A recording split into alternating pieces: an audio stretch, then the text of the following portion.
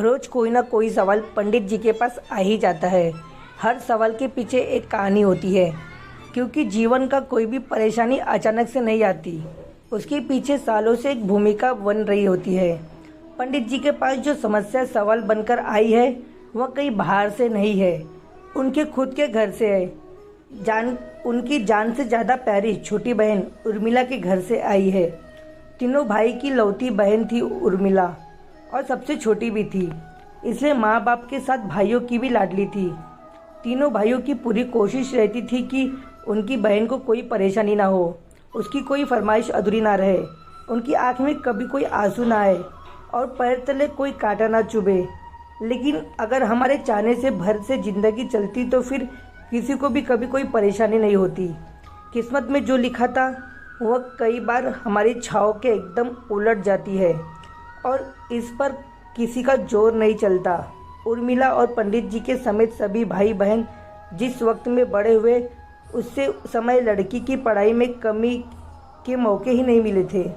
फिर भी उनके माता पिता ने उर्मिला को 8वीं कक्षा तक पढ़ाया और फिर एक बहुत अच्छे परिवार के पढ़े लिखे लड़के के साथ उनकी शादी करवा दी।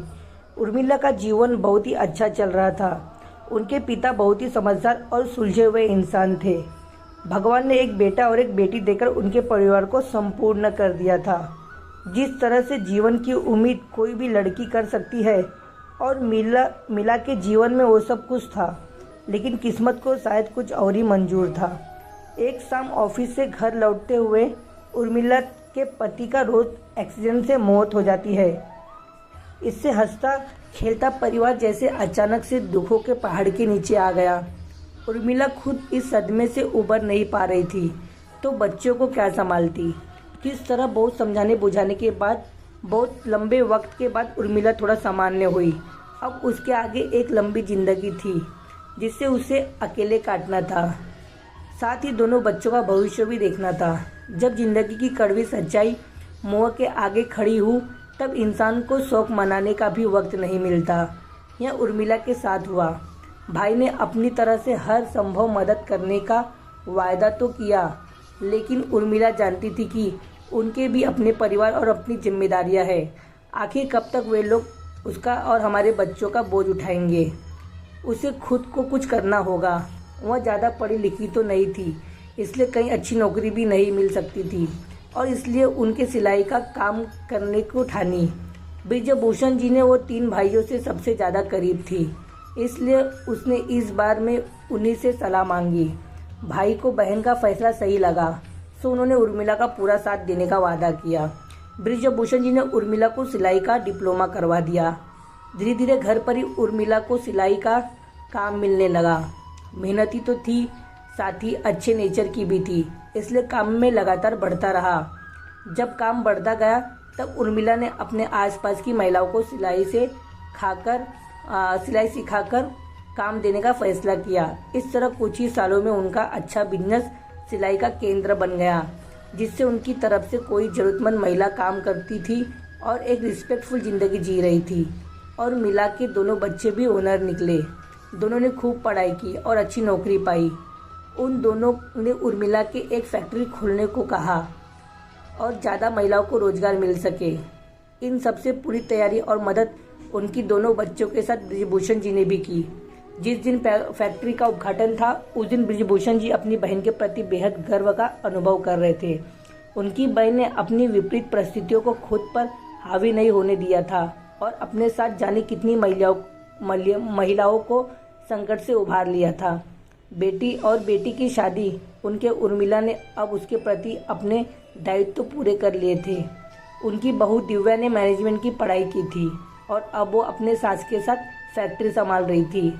सब कुछ ठीक चल रहा था, लेकिन एक दिन उर्मिला बाथरूम में फिसलकर गिर गई, और उनके कमर में बहुत बड़ी चोट लगी, जिसके वजह से डॉक्टर ने पूरे 6 महीने के लिए बेड रेस्ट के लिए कहा।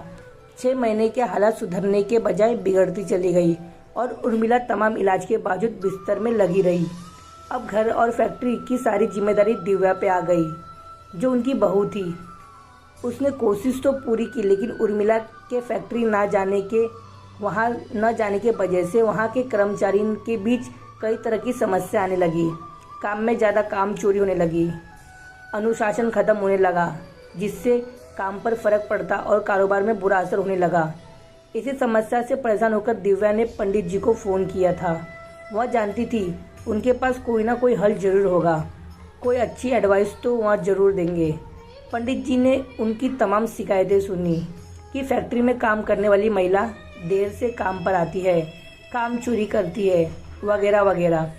पंडित जी ने कुछ देर सोचा और फिर दिव्या को श्रीमद् भगवद गीता का यह श्लोक सुनाया, यदपचरति श्रेष्ठ थस तक दिव्या सचरन सयत प्रमाणम कुरते लोकसत तनुद्वय। इसका अर्थ है कि अर्जुन श्रेष्ठ पुरुष जो आचरण करता है, संपर्क में आने वाला पुरुष भी वैसे ही आचरण करता है।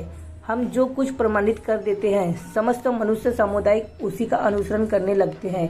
इसका मतलब यह है कि बेटी, हमारा समाज और हमें बसने वाले लोग अपने लिए आदर्श ढूंढते हैं। जैसे आदर्श जब उन्हें मिल जाता है तब वह भी उनके गुण को अपना व्यक्तित्व में उतारने लग जाते हैं। इस तरह पूरा समाज एक आदर्श समाज बन जाता है। अगर इसका दूसरा अर्थ हम देखें तो वह इस तरह होगा कि किसी से भी कुछ अपेक्षा रखने से पहले हमें वैसा आचरण खुद भी करना पड़ता है, तभी हम अधिकार से दूसरों की अपेक्षा रख सकते हैं। यदि तुम चाहती हो कि तुम्हारे लिए काम करने वाला लोग आदर्श हो, तब तुम्हें भी उनके लिए आदर्श बनना पड़ेगा, ताकि वह तुम जैसे बनना चाहे। तुम्हारी सास यानी और उर्मिला उनके लिए वही आदर्श थी। वो हमेशा फैक्ट्री का काम शुरू होने से आधा घंटा पहले पहुंच जाती थी। गेट पर खड़ी होकर आने वाले लगभग सभी स्टाफ मेंबर से मिलती, उनके हालचाल पूछती, अगर किसी को कोई समस्या हो तो उनकी मदद करने की कोशिश करती। काम के दौरान पूरी फैक्ट्री में घूमती रहती और कहीं और दिक्कत हो तो वह भी ध्यान देती। इस तरह स्टाफ को वह हमेशा उनके बीच मिलती, उनके सुख दुख में हमेशा साथ रहकर उर्मिला उनकी मदद करती। उन्हें बिल्कुल अपने परिवार की तरह बना लिया था। इसी वजह से सभी महिला काम को अपना काम समझने लगती और खुशी खुशी वह सब काम करते। अब तुम सोचो कि मालकिन की तरह आधे दिन फैक्ट्री में जाना और एयर कंडीशन वाले ऑफिस में बैठकर रहना और सिर्फ काम की बातें करना, यह बिहेवियर तुम्हें उन काम करने वाली महिलाओं के करीब लाएगा या उन्हें दूर करेगा। दिव्या को अब समस्या का जड़ समझ आ रही थी, समस्या भी दिख गया था। उसने पंडित जी को बहुत धन्यवाद किया और मनी मन सलाह पे अमल करके संपर्क किया और पंडित जी को श्रीमद् भगवद गीता के तरफ से उन्हें प्रणाम किया। बोलो श्री कृष्ण भगवान की जय।